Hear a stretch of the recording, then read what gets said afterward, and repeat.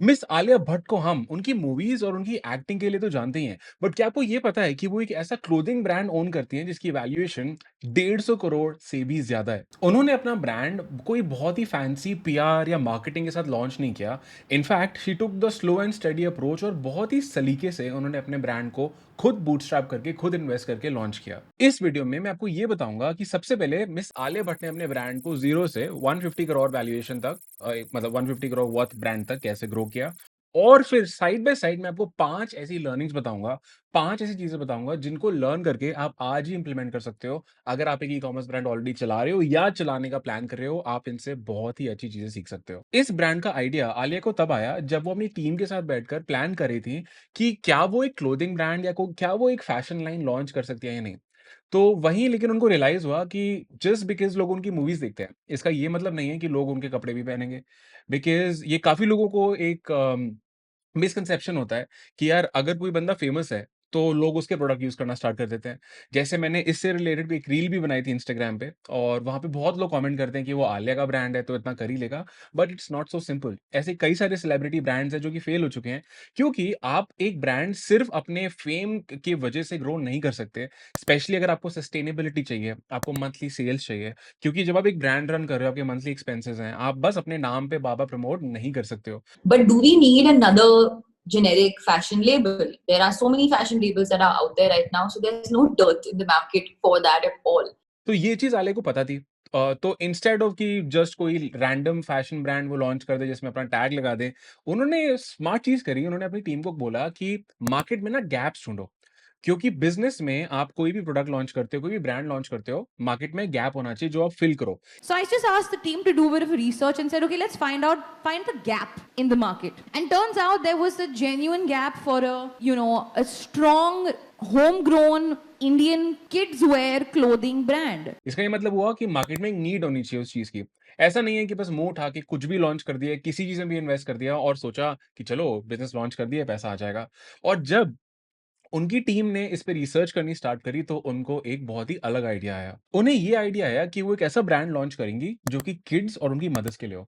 क्योंकि उनके हिसाब से जब उन्होंने रिसर्च करी उनकी टीम ने उनको उनको ये रियलाइज़ हुआ कि इंडिया में ना कोई भी एक home grown kids clothing brand नहीं था। मार्केट प्लेसेस थी, हर चीज़ थी, बट कोई home grown kids clothing brand नहीं था। उन्होंने वो मार्केट गैप पकड़ा और वहाँ से उनका ब्रांड एडा मामा स्टार्ट हुआ, जिसमें वो आज किड्स क्लोथिंग और मदर क्लोथिंग या मैटरनिटी क्लोथिंग को सेल करते हैं। और ये है इस स्टोरी की लर्निंग नंबर 1।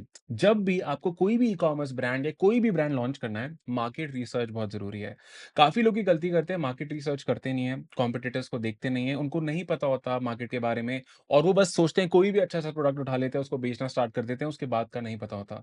लेकिन कोई भी आप ब्रांड लॉन्च करने का सोच रहे हो, रिसर्च करो। आई एम नॉट सेइंग कि डे 1 से कुछ बहुत ही खतरनाक निकाल दो जो मार्केट में है ही नहीं। आज मार्केट इतनी डाइवर्स है कि आपको हर तरीके का प्रोडक्ट मिल जाएगा। लेकिन आपके पास जब आप लॉन्च कर रहे हो, you should have a plan in mind कि ठीक है, मैं इस डायरेक्शन में जाऊँगा या जाऊँगी और मैं इन प्रोडक्ट्स के साथ स्टार्ट करूँगी, क्योंकि या करूँगा बिकॉज़ मार्केट में इन प्रोडक्ट्स की नीड ऑलरेडी है या कुछ ऐसे आइडियाज़ हैं मेरे पास जो मैं इम्प्लीमेंट कर सकता हूँ या कर सकती हूँ, जो अभी बाकी के ब्रांड्स इम्प्लीमेंट नहीं कर रहे हैं। You don't have to differentiate yourself from day 1 but आपके दिमाग में एक प्लान ज़रूर होना चाहिए इसका। So learning number 1 is do market research before you start any e-commerce brand. अब देखो, हर ब्रांड नेम के पीछे ना एक स्टोरी होती है। तो अब आप अगर सोच रहे हो कि यार ये एडा मामा कैसा नाम है? इसमें कोई मतलब बच्चों से रिलेटेड या मदर से रिलेटेड कुछ है ही नहीं। I will tell you the story. So Alia एक उस टाइम पे मदरहुड से कैसे रिलेट करती थी अपने कैट के साथ। सो उनके कैट का नाम है एड, उनके कैट का ये नाम है और उन्होंने सोचा उनके कैट का नाम Ed and she used to feel that she was the mother of the cat और अ कैट मॉम और वहीं से उन्होंने सोचा कि ब्रांड मैं ऐसा बनाती हूँ जिसमें एड और मामा मिक्स कर देते हैं, वहीं से ब्रांड बन गया एडा मामा because she had that feeling of maternity for her cat. अब वो कोई भी रैंडम क्लोथिंग आइटम्स नहीं सेल करना चाह रही थी। देखो, अगर आपको अब सोर्सिंग करनी है, अब आपको सोचना है मैं क्लोथिंग आइटम्स लाऊँ कैसे, कैसे बनाऊँ? या तो आप एक सप्लायर के पास जाओगे और आप देखो कि ये सप्लायर कुछ बेच रहा है, क बच्चों के कपड़े बेच रहा है तो स्टार्ट कर देते सेल करना। बट शी टूक a different approach. She thought कि मुझे अपने ब्रांड में अपनी वैल्यूज़ ऐड करनी है and she like in her interviews Alia has shared कि वो एनवायरनमेंट के लिए, नेचर के लिए वो काफ़ी पैशनेट है। तो उन्होंने सोचा that the brand that I build ठीक है, वो बच्चों के लिए है, वो मदर्स के लिए है, बट मेरे सारे प्रोडक्ट्स जो इस ब्रांड में होंगे, वो एनवायरनमेंट फ्रेंडली होंगे। उसमें हम कोई फैब्रिक वेस्ट नहीं करेंगे, हम प्लांट बेस्ड फैब्रिक यूज़ करेंगे। तो उन्होंने क्या किया, वो जो कोर वैल्यूज़ थी उनकी एनवायरनमेंट के लिए, नेचर के लिए, उन्होंने वो अपने ब्रांड में डाल दी। इससे आपको एक और लर्निंग मिलती है व्हिच इज़ लर्निंग नंबर 2 कि हर ब्रांड की ना कुछ कोर वैल्यूज़ होनी चाहिए। उन कोर वैल्यूज़ को आपके कस्टमर्स याद रखेंगे और उनसे कनेक्ट होंगे। आपने शायद काफ़ी ब्रांड्स की मार्केटिंग में देखा होगा कि हम लोग प्लास्टिक पैकेजिंग यूज़ नहीं करते हैं। एनवायरनमेंट फ्रेंडली चीज़ें यूज़ करते हैं, हम फैब्रिक वेस्ट नहीं करते हैं। ये एनवायरनमेंट कंज़र्वेशन के लिए काफ़ी इंपॉर्टेंट चीज़ें होती हैं और जो लोग इन चीज़ों में बिलीव करते हैं, वो आपके ब्रांड से कनेक्ट करते हैं और अगर वो बिलीव नहीं भी करते, वो आपके ब्रांड की रिस्पेक्ट करते हैं because you are standing for your values. So second learning is every brand should have the core values and the brand needs to stick to them. जैसे अगर मैं आपको इसका एक और एग्ज़ाम्पल दूँ, so for the brand that I run, Calvin Ross, one of our core values is feel. So we want कि जब हमारे कस्टमर्स हमारे शर्ट्स को पहने, the shirt should feel good on the skin. So we use Egyptian Giza cotton for it, which is one of the softest cottons in the world. And हम ये the way we pick our designs, the way we design our shirts, we design them in a way that they make our customers stand out, ताकि उनको compliments मिले, उनको अच्छा लगे, उनको लगे कि उन्होंने कुछ अलग पहना है। So this is one of the core values जो हम अपने ब्रांड में शुरू से फॉलो करते आए हैं और हमारे कस्टमर्स हमें उस चीज़ के लिए काफ़ी एप्रिशिएट भी करते हैं और बार-बार खरीदते भी हैं। अब जैसे मैंने आपको शुरू में बताया था ना कि आलिया ने इस ब्रांड को बहुत धूम-धाम से लॉन्च नहीं किया। उन्होंने इस ब्रांड को बहुत स्लो एंड स्टेडीली लॉन्च किया।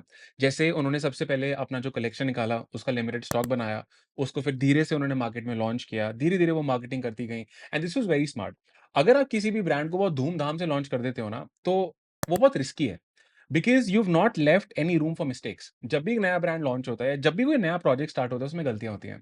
और जब आप स्लो स्टार्ट करते हो, आपको मार्केट से फीडबैक लेना बहुत ज़रूरी होता है। अब आप 1000 कस्टमर्स को बेच के उनके फीडबैक लो, इससे अच्छा पहले कि 100 कस्टमर्स को बेच लो, उनसे फीडबैक ले लो, ताकि जब आप नेक्स्ट टाइम लॉन्च करो या नेक्स्ट कलेक्शन निकालो या नए प्रोडक्ट्स निकालो, आप अपने प्रोडक्ट्स को इम्प्रूव कर पाओ। सो ये चीज़ से आपको एक और लर्निंग मिलती है कि आपको बहुत खतरनाक लॉन्च या बहुत पागलों की तरह लॉन्च करने की ज़रूरत नहीं है। Start slow, make mistakes, rectify them, get customer feedback, and keep improving your products. So, ये है learning number 3 that always start slow and especially in the beginning. Take market feedback. Talk to your customers. Get on a call with them. Offer them something in exchange to get on a call with you. Customers को email करो, WhatsApp करो, उनसे feedback मांगो जिनको आपके products मिले हैं। जो आपके products return कर रहे हैं उनसे पूछो कि आपने return क्यों किया? आप अपने brand को क्यों improve कर सकते हो? Like when we started a brand, we used to ask our customers that why did you buy from us? What other brands do you buy from? What did you like about a product? Or what is it that you don't like about a product? तो हमें अलग-अलग feedback मिलता था। जैसे जब हम US market में cell कर रहे थे, तो हमें कस्टमर्स ने साइजिंग के बारे में काफ़ी समझाया। तो इस केस में क्योंकि हम शुरू में सोच रहे थे कि इंडियन साइजिंग ही निकाल देते हैं, तब सोचा नहीं था। फिर हमने यूएस में अलग-अलग ब्रांड्स देखे, उनके अलग-अलग साइज़ चार्ट थे। तो हमने अपने कस्टमर से पूछा कि आप कौन से ब्रांड्स की शर्ट्स पहनते हो? सो वहाँ से उन्होंने अपने फेवरेट ब्रांड्स बताए, फिर हमने उनके साइज़ चार्ट से इंस्पिरेशन ली, फिर हम अपने साइज़ेस को इम्प्रूव करते गए। उस हिसाब से हमने डिज़ाइन फीडबैक लिया, फैब्रिक फीडबैक लिया एंड वो करते-करते हमारा प्रोडक्ट हम इम्प्रूव करते गए with sizing, material and pretty much everything else. अब जब उन्होंने ये ब्रांड लॉन्च किया तो उनकी ऑडियंस ने एक पर्टिकुलर कैटेगरी ऑफ प्रोडक्ट्स बार-बार रिक्वेस्ट करनी स्टार्ट करी। वो कैटेगरी थी मैटरनिटी क्लोथिंग, मतलब वो क्लोथिंग आइटम्स जो प्रेग्नेंट वुमेन पहनती हैं, एक्सपेक्टिंग मदर्स पहनती हैं। एंड ये कोइंसिडेंस था कि उस टाइम पे आलिया भट्ट खुद भी प्रेग्नेंट थी। She was expecting to become a mother in the next couple of months. And वहाँ पे उन्होंने जब मार्केट रिसर्च करी तो उनको रियलाइज़ हुआ कि मार्केट में, इंडियन मार्केट में स्टाइलिश और फैशनेबल मैटरनिटी वेयर एग्जिस्ट नहीं करता था। वहीं पे उन्होंने फिर से मार्केट गैप देखा एंड वो इस कैटेगरी में भी एंटर हो गए। इससे आपको नेक्स्ट लर्निंग मिलती है, लर्निंग नंबर 4। आपके कस्टमर्स आपकी बेस्ट मार्केट रिसर्च है।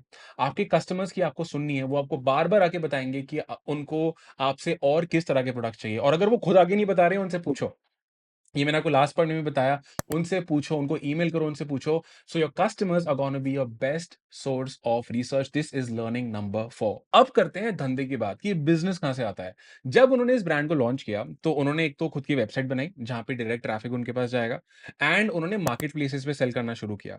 मार्केट प्लेसेस की अगर बात करें, तो उन्होंने सारे मेजर इंडियन मार्केट प्लेसेस पे लॉन्च किया, जैसे अमेज़न हो गया, मिंत्रा हो गया, फ्लिपकार्ट हो गया, ऐसे ही फर्स्टक्राई.कॉम हो गया, जो कि उसी नीश का एक मार्केटप्लेस है। उन्होंने सबसे पहले फर्स्टक्राई से ही लॉन्च करके स्टार्ट किया।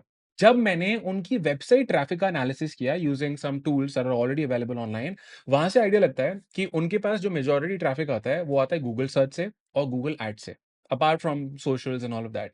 गूगल सर्च से ट्रैफिक उनका आता है एसईओ से। तो अगर आप उनका वेबसाइट का सर्च इंजन ऑप्टिमाइजेशन या एसईओ एनालिसिस करोगे, यू विल रियलाइज़ कि उन्होंने गूगल सर्च के हिसाब से अपनी वेबसाइट को बहुत ऑप्टिमाइज़ किया है। अब एसईओ एक बहुत ही वास्ट टॉपिक है, इससे रिलेटेड आप और वीडियोज़ डेफिनिटली देखो। बट एसईओ में एक बहुत इंपॉर्टेंट चीज़ आती है बैकलिंक्स। मतलब आपको सिमिलर वेबसाइट से या रेलेवेंट वेबसाइट से बैकलिंक्स या वो आपको लिंक कर रहे हैं या नहीं, उससे एसईओ रिजल्ट्स में बहुत ज़्यादा फ़र्क पड़ता है। फिर कीवर्ड ऑप्टिमाइज़ेशन होती है कि जो लोग गूगल पे सर्च कर रहे हैं, जैसे मान लो लोग मैटरनिटी ड्रेसेस सर्च कर रहे हैं, तो वो कीवर्ड आपकी वेबसाइट पे, आपके प्रोडक्ट पेजेस पे, आपके डिस्क्रिप्शन में, इन सारे पेजेस पे होना ज़रूरी है।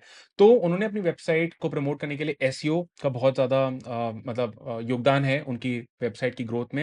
एंड दूसरा there is paid Google ads. मैं जब कीवर्ड्स देख रहा था कि कौन से कीवर्ड्स के लिए उन्होंने अपनी वेबसाइट का एसईओ कराया है, तो मुझे 2 कीवर्ड्स मेनली मिले, जहाँ से उनको अच्छा ट्रैफिक आता है। पहला कीवर्ड है किड्स ड्रेसेस ऑनलाइन और दूसरा कीवर्ड था मैटरनिटी ड्रेसेस। और इस ब्रांड पे the brand already has products related to kids and of course maternity clothing. So चलो that's it for this video. Wait, learning 5 अभी भी बाकी है। अभी बताता हूँ वो क्या है। इस ब्रांड ने एक बहुत ही इंटरेस्टिंग चीज़ करनी शुरू करी। इन्होंने अपने हर ऑर्डर के साथ क्या किया, जो फैब्रिक इनका बचता था ना, मतलब जो भी वो प्रोडक्शन करते थे, उस फैब्रिक से पोटलियाँ बनानी स्टार्ट करी और उन पोटलियों में उन्होंने सीड्स डाले, ठीक है? उसको पैक किया और हर ऑर्डर के साथ भेजना शुरू किया। और ये बहुत ही मस्त आइडिया है, क्योंकि this shows the values that they stand for. और इसके पीछे वो स्टोरी ये बताते हैं कि ये पोटली जब हम आपको देंगे, आप अपने बच्चों के साथ बाहर नेचर में जाइए, एनवायरनमेंट में जाइए और साथ में प्लांट्स उगाइए। तो ये चीज़ ब्रांड के कोर वैल्यू से बहुत कनेक्ट करती है और ये बहुत ही अच्छी स्टोरी टेलिंग भी है। इससे आपको नेक्स्ट लर्निंग मिलती है, लर्निंग नंबर 5। अपने कस्टमर्स को ओवर डिलीवर आपको हमेशा करना चाहिए। अब आप वो कोई हैंड रिटन नोट लिख के करो, कोई फ्री गिफ्ट भेज के करो, या पता नहीं आप कैसे करोगे, but when you over deliver to your customers, when you make these little extra efforts, एक सरप्राइज़ करते हो अपने कस्टमर्स को, वो आपसे कनेक्ट होते हैं, वो आपके विज़न से जुड़ते हैं, वो आपके ब्रांड मिशन से जुड़ते हैं और you get fans and loyal customers for life. तो ये थी स्टोरी ब्रांड एडामामा की और कैसे मिस आलिया भट्ट और उनकी टीम ने एक 150 करोड़ वर्थ ब्रांड बनाया है। और इससे मैंने आपको 5 लर्निंग शेयर करी हैं, जो मैं फिर रिपीट कर रहा हूँ, जो आप डेफिनिटली इंप्लीमेंट करो अपने ब्रांड में या स्टार्ट करने वाले तो ध्यान में रखना। पहला है मार्केट रिसर्च, कि मार्केट रिसर्च कितनी ज़रूरी है, वो गैप्स ढूँढना बहुत ज़रूरी है। दूसरी चीज़ है कि ब्रांड की कोर वैल्यूज़ एक होनी चाहिए, जो आप कम्युनिकेट भी करो अपने कस्टमर्स को। तीसरी चीज़, ब्रांड को हमेशा स्लो और स्टेडी वे में लॉन्च करो, कोई जल्दी नहीं है, धीरे-धीरे लॉन्च करो। चौथी चीज़ है कस्टमर्स की हमेशा सुनना, वो आपका बेस्ट रिसर्च सोर्स है। और पाँचवां कि कस्टमर्स को आपको हमेशा ओवर डिलीवर करना है। आपको ये स्ट्रैटेजीज़ और ये वीडियो कैसी लगी, मुझे नीचे कमेंट करके बताना। अगर आप ऐसा ही ecommerce, brand building, online businesses बनाने से रिलेटेड कंटेंट चाहते हो, मेरे चैनल को सब्सक्राइब ज़रूर करना, वीडियो को लाइक ज़रूर करना। और अगर आप एक अपना क्लोथिंग ब्रांड बनाना चाहते हो, तो नीचे डिस्क्रिप्शन में मैं एक फ्री गाइड डाल रहा हूँ, जाओ उसको देखो। Thank you for watching this video. Don't forget to subscribe.